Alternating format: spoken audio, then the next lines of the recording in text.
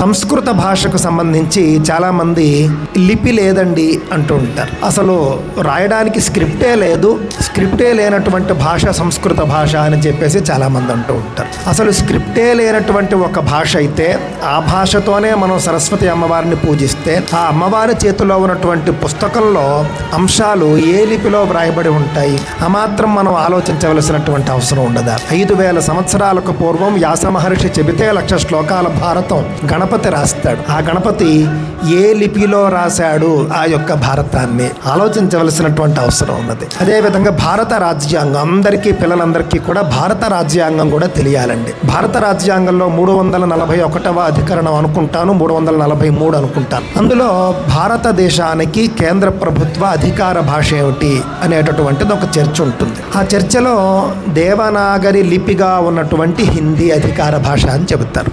ఆ విధంగా దేవనాగరి లిపి అంటే ఏమిటి, దేవనాగరి అంటే ఏమిటి, దేవనగరంలో మాట్లాడేటటువంటి భాషకు ఉన్నటువంటి లిపి అని అర్థం. అంటే సంస్కృతమే.